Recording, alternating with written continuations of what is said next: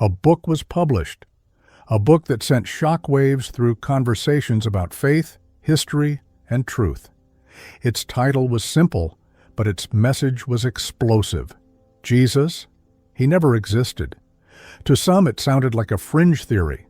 To others, it was the beginning of a spiritual collapse. And to a few, perhaps, it was a hidden truth finally uncovered after centuries of silence. This book claims that everything we know about Jesus is a myth. Not just the miracles, not just the resurrection, but even his very existence. According to the author, there is no solid historical evidence, no eyewitness accounts, no neutral sources, just stories, passed down, embellished, and eventually canonized. The book draws bold comparisons. Mithras, the Persian deity born of a virgin with 12 disciples who died and rose again. Horus, the Egyptian god whose story resembles Jesus' birth.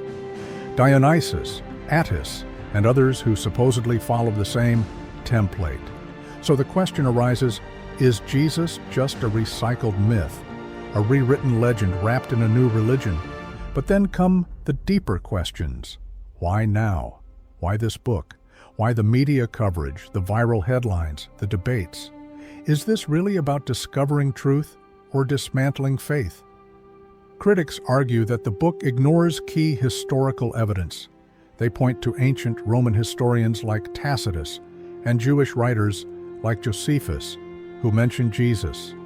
They reference early Christian letters, especially the epistles of Paul, written just decades after Jesus' death.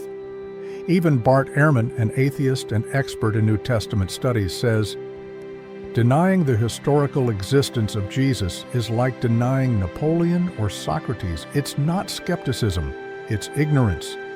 Still, defenders of the book push back.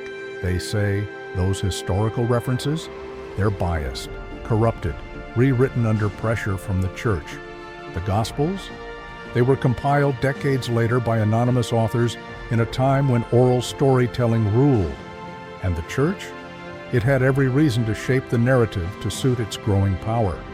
And this brings us to the gospel the book leans on, one of the most controversial texts in religious history, the Gospel of Barnabas, a gospel that claims Jesus wasn't crucified, wasn't divine, and even foretold the coming of Prophet Muhammad.